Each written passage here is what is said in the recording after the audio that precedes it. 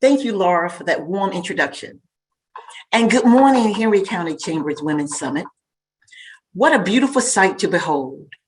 A virtual room full of powerful, beautiful, dynamic, strong women. It is truly an honor to be here in this virtual room among so many inspiring women. To Barbara and the leadership that are the visionaries behind this summit, thank you. It is always important for us to pause, reflect, and most importantly, listen, learn, and grow. When I first received the invitation to address you this morning, I can honestly admit that I paused, not because I didn't want to be here, but because I knew that this moment in our nation is one of great importance, change, and uncertainty. I paused because I knew that I would be speaking to an audience of women who have likely seen much triumph and also experienced grief in the past year. That I would be addressing an audience with some members who may be experiencing personal change or professional change, as so many are, as a result of the seismic shift that our world has experienced. As I sit here today, it's not lost upon me that the past year has been one of reckoning. Our communities continue to grapple with the lingering impact of systemic racism and injustices, while many continue to face the harsh realities of the global pandemic that has taken far too many lives and impacted millions of businesses. But in the past year, we've also witnessed great hope and triumph with groundbreaking medical technology created to combat the COVID-19 pandemic. Communities coming together in unity to speak out against hatred, and a historic election of America's first Black female vice president. It is safe to say that the past year has both challenged us and inspired us, both pushed us and poured us. But even in the face of the most daunting adversity, I've learned that much like a caterpillar going through its transition to a butterfly, that it is when the most difficult and challenging times that we find out just how resilient we really are. I firmly believe that each of us are ultimately on a great journey in life, a path, a process, one that will teach us new things, remind us of old traditions, a journey that will force us to grow, call upon us to ask hard questions, challenge us to act, and ultimately mold us into the women that we are destined to become. Do you agree? This journey can be daunting, scary, confusing, and then daunting all over again. But the journey and the experience along the way are important as they create the foundation and essence of who we are and how we evolve. I will share a bit about my path and journey now. I was born in Raleigh, North Carolina, and raised there. And anyone from North Carolina would let you know that we do things a little bit different. We move a little slower. We love our Sunday dinners. And we like to have a good time. But growing up in North Carolina taught me that the value of the more simple, beautiful things in life, and it instilled in me the importance of loyalty, persistence, and balance. I was raised in what many refer to as low-income housing by a hardworking single mother of 10.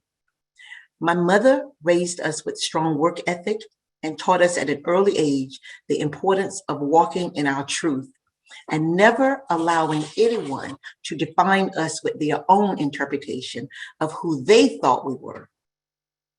When people would refer to us as at-risk kids, my mother would tell us that that meant we were at risk of doing amazing things in life. This is a key value that my brother and sisters still all hold dear in our hearts today.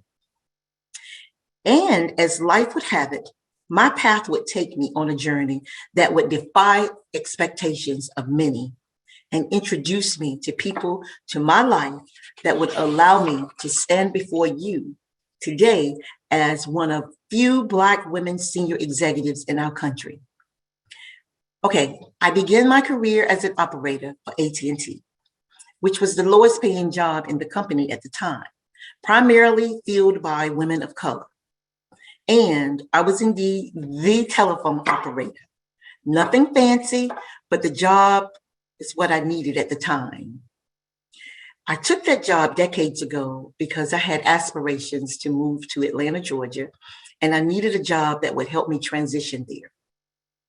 The next 30 years after my operator career marked a powerful transformation and progression, ultimately bringing you and me together today.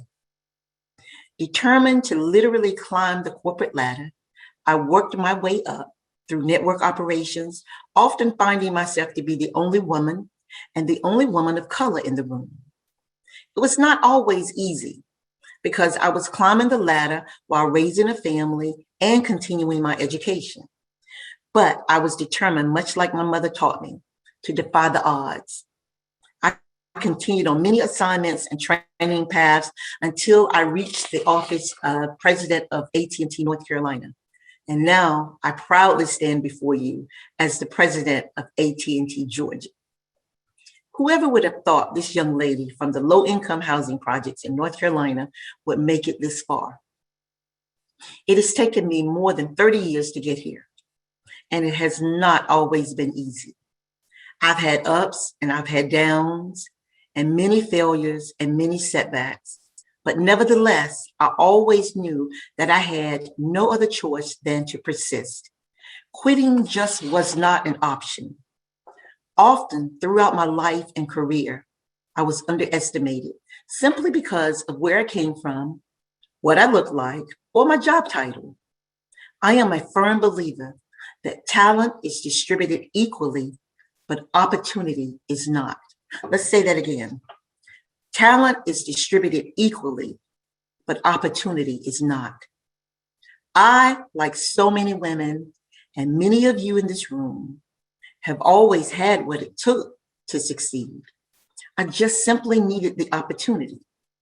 Along my journey, opportunities and experiences that came with them have shaped and taught me invaluable lessons. I want to share a few of those lessons with you today. 1, respect yourself and others. One of the most important lessons that I have learned is the importance of respect to what is different. People of different races, different cultures, different ethnicities, and different faiths. And also the respect of different ideas and approaches and ways of doing things. The most successful companies attribute their success not to having the smartest ideas and best practices or business plans, but having a diverse set of people around the table that brought forth different ideas and perspective. There is power in embracing what is different. Number 2, you don't have to compromise to be recognized. I want you to take a moment and think about this. You don't have to compromise to be recognized. In today's society, we are often concerned about being the best, and sadly, sometimes we strive to be the best no matter what the cost or consequences.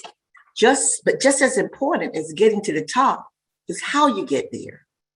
You don't have to dim someone else's light just so that your light can shine. Again, you don't have to dim someone else's light just so your light can shine. Number 3, lift as you climb.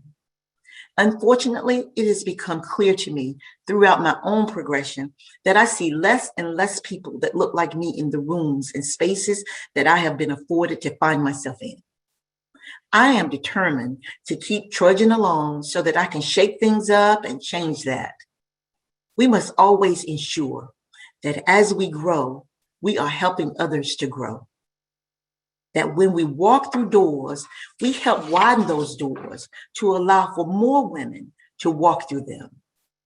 That we live the most sacred of ideals, lift as we climb.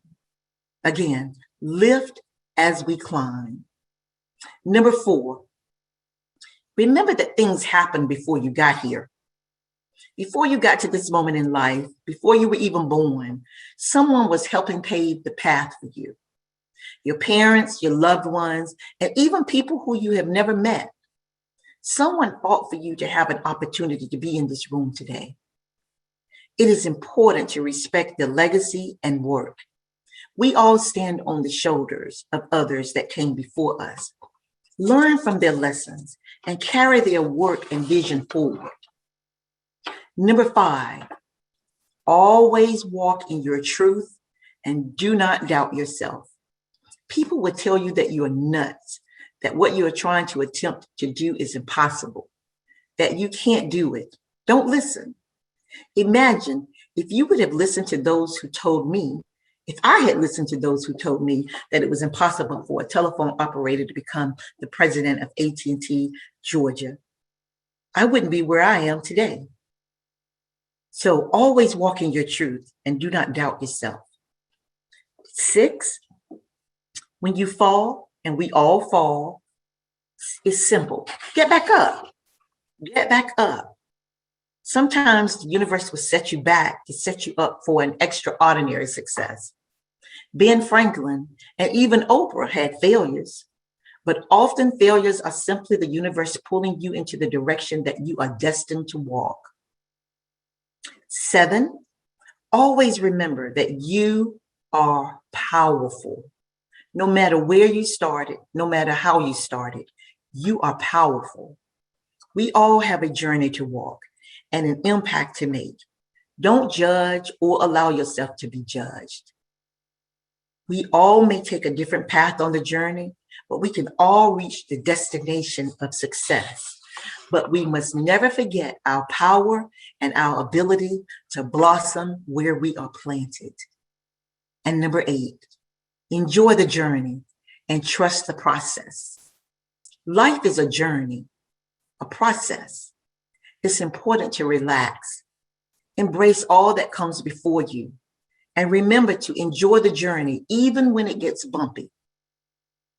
As I close today, I want to reflect on your journey to this moment and the path that you will continue to walk. I implore each of you to ask yourselves, what role might I play? What is it that I want to see differently in our communities, in our lives, in our companies, and ultimately in our world? Ask yourself, what would I do if I knew that I would not fail? Now close your eyes and envision your best self. Life is like a piano. The music, your story, depends on how you play the notes. So let's move forward in unity and with collective vision and determination to carry on the legacy of great women before us by dedicating ourselves to the improvement in our communities, embracing a passion for excellence, having the courage to stand up and boldly take our rightful place in building the world as we desire. May you seize every opportunity along your most important journey. Keep shining, keep moving, keep building, and trust the process. Thank you for inviting me and thank you for listening, everyone. I'd be delighted to take questions, and Shanna Thornton is joining us to get us started. Good morning, everyone. Oh, Ms. Harrison, what a amazing presentation. Very inspirational and motivational. As she said, I am Shana Thornton, and so excited to be with you on this wonderful morning. Of course, you are watching and witnessing the 2021 Women's Empowerment Summit, and it's going to be a day full of so much information and inspirational messages. Like she mentioned, we are taking your questions, okay? So you can put those right there in the chat, and we will get those and certainly give those to this very amazing and accomplished and inspiring woman. I've got a question for you to kick it off, Ms. Harrison. What is the typical day like in the life of the AT&T Georgia president? And it comes with a lot of responsibilities, I would imagine. Yes, it does. The day is very busy, I can say, even though we are in a virtual environment. I usually begin my day by reading a spiritual, inspirational message. And that's how I start each of my days. And then I reflect back on the day before, and then I look at my calendar, and then I hit the ground running. Um, I usually have a check-in period with one of my team members to make sure that, everything is still as we set the calendar. And it usually involves, lots of Zoom calls, Zoom meetings, lots of phone calls, and just interacting. I said to someone the other day, I feel like I interact with people more in a virtual environment than I did when we didn't have the pandemic. So that's basically how my day is going. I'm checking emails and, checking things. We work in a very political environment. So that's part of our responsibilities. So we're constantly checking to make sure that nothing is, no laws or ordinances or any type of public policy is impacting our company negatively. Yeah. Wow. Sounds like you have a very full day that keeps you very, very busy. The next question, when it comes to decision making, right, which requires so much, of course, especially during the turbulent times of the pandemic and other times, what is your process? So, that's a very interesting question. Normally, I'm a big collaborator. I like to explore the ideas and perspective of others. So I normally reach out to my team, get their perspective, get their thoughts, and then I'll make the final decision. But I always try to make sure that we're working in an inclusive environment. And inclusive means also their thoughts and in the decision-making process. So that's normally how I make my decisions. I see. Very, very wise. Sounds methodical as well, and including people. Let's focus on the P word of people, right? And listening to your presentation, you had a lot of things in there about believing in yourself and working well with others. How important is it, I mean, in your role professionally and personally, to really keep people top of mind? Well, I believe that a leader is only as strong as the people that they work with. And so it's very important to me to keep my people motivated, to reward and recognize them for their efforts, remind them that we are a team. If one fail, we all fail. So I don't want anyone working in an environment where they have the fear of failure, because failure will happen. Yeah. But just remember that you've got a tribe here, that if you fall, we're going to all help you get back up. Yeah, so, so powerful. I think so many times people will often hesitate in taking risks because of the fear of failure. And you're so right. I mean, but everyone will fail at some point, but have that village and that support system. I do want to encourage everyone that's watching us today. We have a large crowd and we thank you so much. Get your questions in, get your concerns in. You have the opportunity to ask a leading company president anything you want regarding her career and any pointers that she's taken along the way. This is your opportunity. Okay. So if you would type those in, let us know. We're going to get those over to Ms. Venessa Harrison right now. You talked about challenges and failures. Also in your presentation, you mentioned there were some cold nights. There were things that happened that really pushed you to the limit. Can you share with us some of the greatest challenges you faced in your climb to the executive suite, and how did you respond? Yeah, there was many. um, one I'll share with you that always comes to mind is that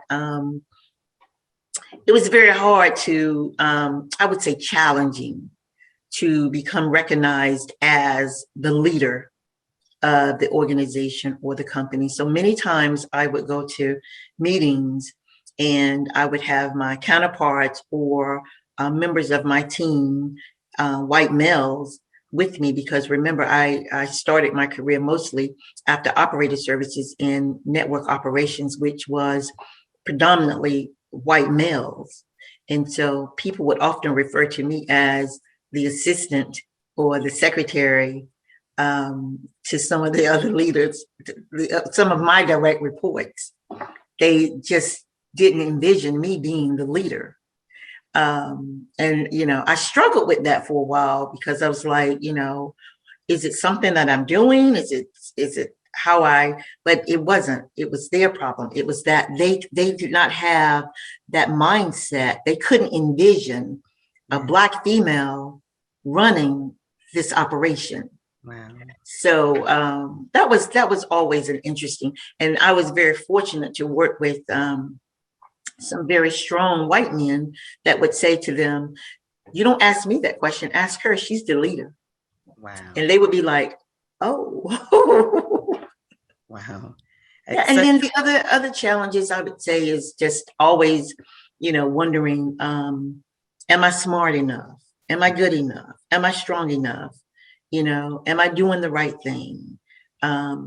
It wasn't always success. There were failures too. And then you beat yourself up, well, if I had done it another way, would it have been different? Or if I had done, but, I had to learn early in life that you blossom wherever you're planted, because we don't get to choose our garden. And so if we're planted in a particular garden, you blossom there because it's not forever. It's not permanent. You're going to be transitioned somewhere else. Yeah, so true. We have a comment and feedback from Miss Matthews on the chat, and she says she's very much enjoying what you are speaking of. And can you expound a little on how important it is to reach back and help others? Because you're a trailblazer, you're a pioneer in so many ways. And how important was it for you to mentor and guide other professionals that were younger and not as experienced as you were? In preparing my message, two of the most important things that I put in that message that resonates with me and is near and dear to my heart is one, lift as you climb. Okay. There's room for a lot of us at the top. So you got to lift as you climb. And I was always very intentional about that. I would always lift women. When I first took a job in Charlotte, North Carolina, it was over a business repair center, where people called in troubles all the time. So, it was nothing positive with customers calling in, but the results weren't good there. And I looked at my leadership team, and it was all men, but the workers were predominantly women. Okay. So the first thing that I did was I integrated that team, and I had almost 50% women, 50% men, and the results soared. People want to work with people that look like them. And so lift and climb is very important to me. The other thing about it is when you walk through the door, make sure that door is wide enough so other women can come with you. Beautiful. It doesn't just always have to be women, because other men are definitely, worthy of that. But we know that women often get overlooked. And there's so many so many men out there that's standing, to support us, that's got our back. Sisters, they have our back. They really have our back. And so we have to salute them too. But make sure that that door is wide enough for others to come through with you. So key, wide enough so others can come through as well, and we can continue to produce wonderful leaders such as you, Ms. Harrison. We have a great question from our live chat. Ms. June Wood says, can you really expand on the family and work and self-care balance? What tips do you recommend for working women? That's a timely question. That is a timely question, because I never mastered it. I either did too much of one and not enough of the other. I wish my 21-year-old self knew that don't take life so serious. Don't take work so serious. If you don't take those things so serious, you can find a little bit of balance in it. Unfortunately, I didn't learn that till much, much later in life. And so often I sweat the small stuff. And I had to, go through a lot of ups and downs, setbacks to really learn that. The thing that I would say, though, is you got to always keep, and this is what works for me. Okay. I can't say what works for someone else, but this is what works for me. When I truly keep my faith, my family, and my work in that order, I tend to be able to find a little bit of balance there that I can make things happen. And when those things get out of order, that's when I find that there's a lot of, discord there. And I would imagine sometimes that's requiring a check-in, right, Ms. Harrison, that we have to say maybe we're a little bit out of balance. So we have a point where we need to be truthful with ourselves. That's right. That's exactly right. Mm. Which often can be challenging for others as well. But when it comes to others, speaking of family and friends, how important is it to check in with them about how engaged we are? Because, as a busy working professional woman, there can be lots of things that pull you, and we don't necessarily recognize we are not as balanced in some areas as we would like. So, that's a very good question as well. I try to surround myself with people that, one, will check me and say, hey, you've been working so much, I haven't seen you, haven't heard from you. That's a sign that I need to slow it down some. And, but vice versa. I find myself sometimes feeling like, gosh, I haven't heard from Jane Doe in a while. I really need that laughter, or I really need the words of encouragement. Oh, I need to check in and make sure everything is going good. And sometimes, it could be 3 months before we've talked to each other, and we talk to each other and it's just as if we've spoken the day before. Those are the kind of people that you want in your tribe. You can't have people that, expect to hear from you every day, because that's just not practical. Yeah. But when you do talk, you've got things of substance to talk about. You make each other laugh. That's part of the problem. We don't laugh enough. And so we make each other laugh. That's how I do it with other people. And if I haven't heard from them, then I'm checking in, like, what's going on? Tell me what's going on in your life. Wow. We're getting some great nuggets of wisdom from the one and only AT&T Georgia President, Ms. Venessa Harrison. You are watching and experiencing the 2021 Women's Empowerment Summit. Such an enlightening experience so far, Ms. Harrison. Thank you for all of the information. We are going to try to get through all of your questions and comments, because so much is coming in, positive feedback on what you are speaking about. Ms. Burke says, as a seasoned woman in education looking at what's next, not retirement, what advice would you give for choosing or kicking off another career? Oh, I love that question. Too often we stay in a job and then we feel like that's all we can do. And I always try to have a 3 to 5 year timeline on myself.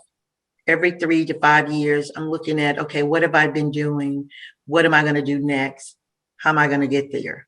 And so when we get to become seasoned employees, sometimes we feel like, well, I'm a little bit older now and I've been doing this so long. I'm comfortable here. We become content.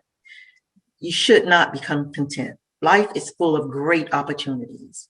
And, if you're not ready to retire, then look for the next opportunity, but make sure it's something that you enjoy. I always say, you never take a job just for the money, because you can be some very unhappy people. Look for something that you will enjoy. And then, as I said earlier in my speech, believe in yourself. You're powerful. You're powerful. You can do all things. So step out there on faith and do it. Yeah, just do it. Certainly try your best to put away the doubts and the fears and execute it no matter what That's point. right. I love that. And what a great question. Thank you so much. Miss Rosa has a great question for you, Miss Harrison. She wants to know, can you share some of the tools used to help you grow, books or types of mentor that you sought throughout your career? Yes, unfortunately, I wasn't an avid reader. So it had to be things that I was really interested in. And I would read a lot of things about leadership, a lot of materials and books about leadership. And basically, I would read it to check myself to see, am I doing things right? Or what do I need to change? That type thing. And then, but I learned most of what I learned from other people, from people being willing to pour into me their wisdom. And I always listen. I'm a great listener when it comes to learning. And so I surrounded myself with people that found joy in teaching me and helping me learn. That's how I learned. I didn't go to school to learn any of what I'm doing. Yeah. I learned it from other people. And that's why it's so important for me to give back, because I know what other people deposited in me.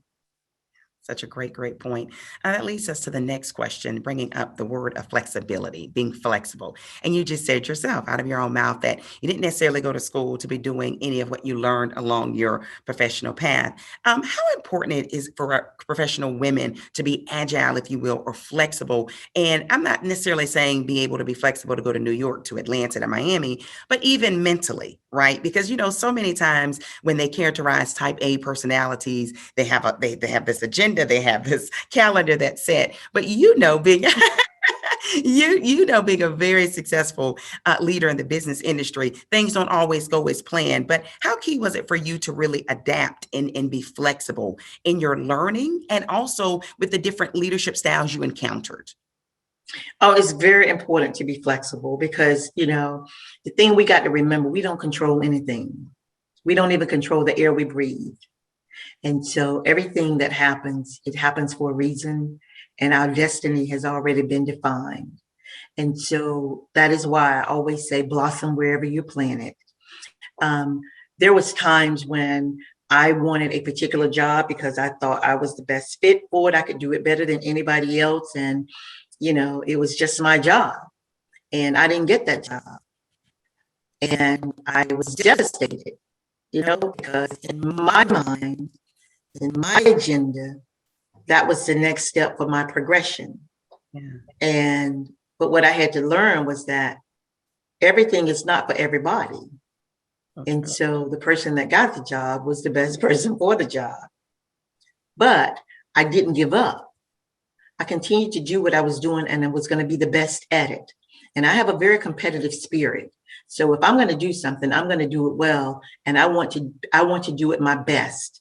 Mm. And so I continued to do that. And 6 months later, I got a better job that I was much more happier with because I learned to blossom where I was planted, but I had to be flexible. Yes. I couldn't dig my heels in and say, well, I didn't get that job. Or I didn't get that particular opportunity. So I'm just not going to do anything. I'm going to just do just enough to get by. I couldn't take that attitude. You can never take that attitude because it doesn't work for you. No, it doesn't. And following up with that is a timely question that we have in front of us. What advice would you give a working professional woman whose career has been stalled or derailed because of the pandemic? And you just spoke about not always getting the promotions you went for, but you stayed the course. Right now, COVID-19 has been something like anything those are living right now have ever seen. What advice or tips would you give that woman so desperately wanting to get back on track, but due to circumstances of COVID, she got derailed? Start rebuilding your network.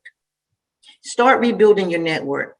And this is the perfect time to do it because, most people got some time that they can do exploratory Zoom calls with you. Okay. But start building your network of people that are in areas that you're interested in. And, it's very important to have a network of people that support you, and it's one thing to have people that support you, but it's another thing to have people that will advocate for you. Wow. And to do that, you need to have a strong network. And you can't discount anyone because you'd be surprised the voice that's going to be at the table. And, we hear a lot of people talk about being at the table. I want to be at the table. I want to be able to be at the table and make decisions. Well, all of us can't be at the table. And don't worry about that. Guess what? The ones that are at the table, make sure you network with them so they can be a voice for you at the table. Wow. I did that my entire career. I made sure that I knew who was at the table so that I could utilize their voice at the table for my own good. And that's being engaged and checking in with the team members you're around. And yes. That's key, which goes This has been such a great experience and conversation with you. Thank you to everyone with all of your questions. We have one last question for you, and it's a very important one. Do you have any parting words or final words of wisdom for the women watching us right now who prioritize attending the Women's Empowerment Summit? You know, they showed up because they've got goals, they have vision. Many of them are already accomplished and have so much more to achieve. Parting words that I would give is the words that I had in the speech that you just heard me give. Keep shining, keep moving, do what you know you can do, trust the process, but more so, have faith in yourself. Have faith in yourself, trust the process. And this is coming from the words of the mouth of a woman who's achieved all of that and so much more. Ms. Venessa Harrison, we look forward to seeing what else you have in the future to accomplish. You are such a role model and such a trailblazer for so many that have witnessed your story. Continue to shine on everything that you do. Thank you so much for being with us this morning. We would also like to acknowledge AT&T as a sponsor of the 2021 Women's Empowerment Summit. Right now, ladies and gentlemen watching us, take a moment to experience a special presentation from the sponsor, AT&T.